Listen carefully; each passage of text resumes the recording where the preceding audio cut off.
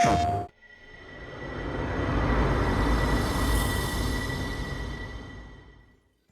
there, ladies and gentlemen, it's Jagan Mills. I hope everyone's having a good day. You may have noticed that the account I'm playing on says Tales of Mew Meow. Yes, it's one and the same. We're the same people, buddy. We're one and the same. But today, I just wanted to upload because I think right now is as good a time as any to kind of cover this particular topic because it has been plaguing the Call of Duty series, I want to say, since the inception of Modern Warfare 2019. Possibly during the inception of Advanced Warfare, but that's kind of speculation. I haven't done my research just yet, but the reason why I'm making this video today is to kind of give that expectation because I'll be putting a little bit more time into editing some of my videos up and coming. Reason being, and of course, other Call of Duty videos as well, but I wanted to cover not only the inception of SBMM. Okay, I know, ladies and gentlemen, it's been beaten to death, but there's a couple of things that so far that I think only a handful of content creators that aren't as popular, mind you, that have actually stated this and covered this, as well as EOMM, the existence of the Call of Duty patent that exists in Call of Duty right now, and the implementation between Modern Warfare 2019, Call of Duty Cold War, Vanguard, Warzone 1, Verdansk, and also the beginning of Modern Warfare 2, Modern Warfare 3, and then up-and-coming Black Ops 6. There is a finite reason as to why I'm sure SBMM exists. Of course, the devs said player retention. A lot of events have taken place since the acquisition of Activision. My goodness, of course, it was Microsoft, right? And I want to let you guys know we haven't really got a lot or the completion of the blog posts in regarding to matchmaking yet. And by the time we do get our last tidbit of the matchmaking posts that we're supposed to be getting from the devs on Twitter or X, whatever you want to call it, Black Ops 6 is already going to be on the verge of being released anyway by that time. At this current time, right, we have not heard word of any new mitigations for Ricochet. We haven't heard of any new, precautions or any type of mitigations to really help legitimate players who want to play. And, the Call of Duty franchises, whether it be multiplayer, Warzone, campaign, you name it, there's no really any additional news for any type of additional mitigation that we have seen. We have seen new implementations dating as far back as Vanguard, Caldera, Verdansk 84, I believe is or 86, I don't really remember the name. But we've seen a lot of changes throughout the years if you stuck around for it since 2019, Modern Warfare 2019. And what I want to say is there's a lot of reasons why DMZ is no longer supported. There's a lot of reasons why it seems like right now the devs don't have any intention really to support the existing fans. You know what I mean? And what I mean by that is more so the fans of the military first-person shooter Call of Duty. I hate to say it, and I don't really have too much of an issue with it, but the Call of Duty I grew up with is no longer the same Call of Duty we see today. It's still a first-person shooter. It's still an arena shooter, arcade shooter, if you will. But nevertheless, it's gone through a potential identity crisis, ladies and gentlemen. So, again, there's a lot to be said, and I'll name drop a couple of content creators that I know have covered some of this content. It's Why So Serious, and he's pretty much off the grid. But I know that he went, for lack of better words, hell and back to get some answers, and we did get it. It was in black and white. It was the Call of Duty patent file, I believe, as far back as 2016-ish, maybe a little bit after. It was the beginning of Infinite Warfare, for those of you who don't remember. But there's a lot to be said, and I've seen, the Rick, 8 Thoughts, or the Ghost of 8 Thoughts, or the Ghost of 8, and a lot of other content creators, Ink Slasher, Exclusive Ace, and things like this, covering a lot of this content in this particular topic. And I don't want to say too much because I'll let the content show for itself. But what my intention is moving forward is to re-release some of my Modern Warfare 2019 old gameplay before my videos, number one, were copywritten struck, sadly. And then on top of that, long before the implementations of these new mitigations.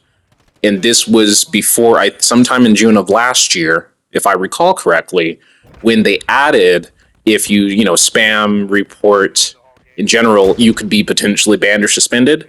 This was right before they added these implementations. And if you didn't know, during that time, this was when we had a big influx of Warzone streamer cheatings.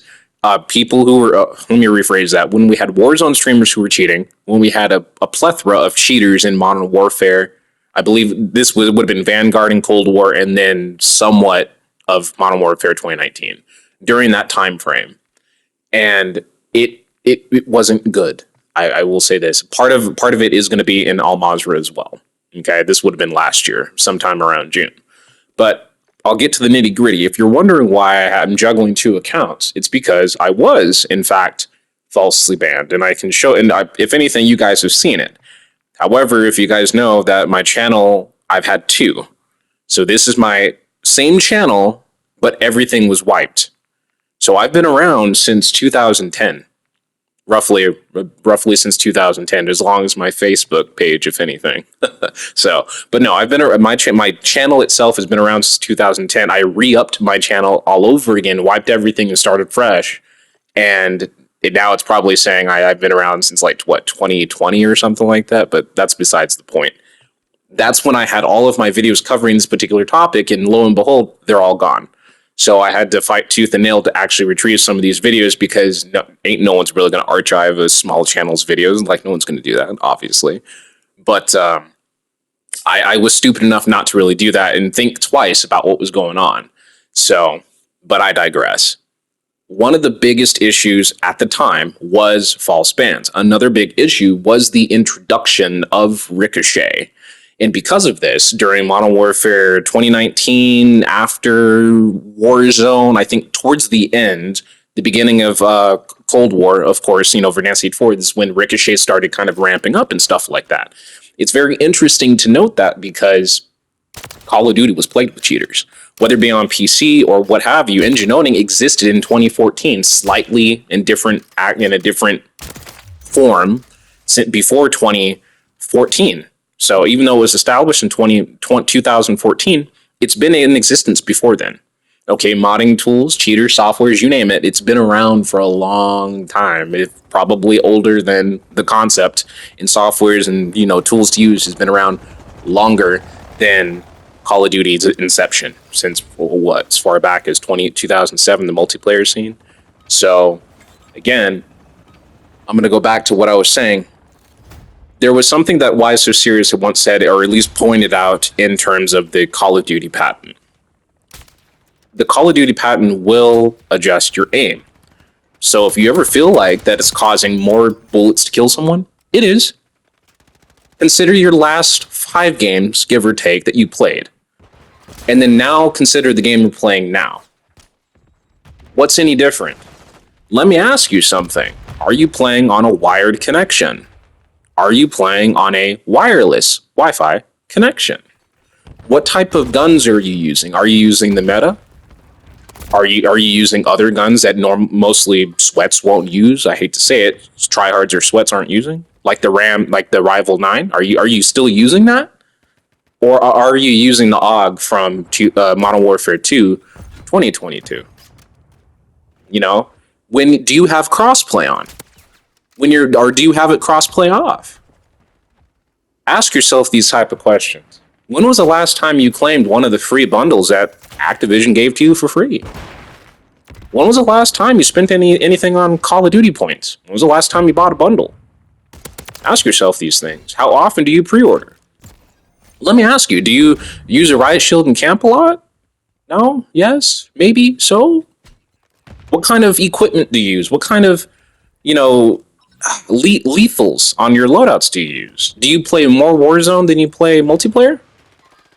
It all plays a part in the outcomes of every match, whether it be DMZ, whether it be co-op, whether it be multiplayer, and so forth. What kind of player are you? Are you a sweat? Are you runner and gunner? Do you spray and pray, or do you aim down your sights often? Do you use snipers more than you use pistols? Do you use pistols more than you use assault rifles? It all plays a part. Do you run around more to melee to, camel grind? What are your stats like? How often do you play? All of these play a part.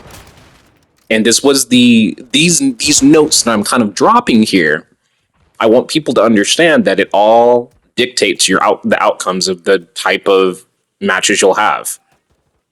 Let me put it this way. To this very day, if you go to the multiplayer leaderboards, we have a blatant cheater, actually a couple of them, a couple of them, who sit on the leaderboard year after year since Modern Warfare 2019. They live stream. One of them does. Not going to name his name. I don't want to be name dropping or promoting a cheater. But the guy's been to boxing since, to my recollection, since the beginning of Modern Warfare 3, and he gets paid to do it. If you know, you know. All you got to do is check the leaderboards. The information's right there in front of you guys, and the devs don't do anything about it. But yet we'll scrutinize, obviously and rightfully so, right, Nixta for 2 boxing. Understandably, rightfully so. But, of course, multiplayer is not as popular as Warzone. It's not their moneymaker, right? So I guess it makes sense, I suppose. But I'll end it with this. And then you can look forward to what I'm about to talk about moving forward. In the line of business versus entertainment, in the aspect of business, what keeps a business afloat? Not money, it's consumers. The consumers is what keeps businesses alive. The players is what keeps Call of Duty alive. Without us, there is no Call of Duty. Without us, there is no Microsoft. It doesn't exist. Without us, there is no Warzone. So what is a good way to maintain and retain said players? Well, of course, giving them the best experience possible. Player retention.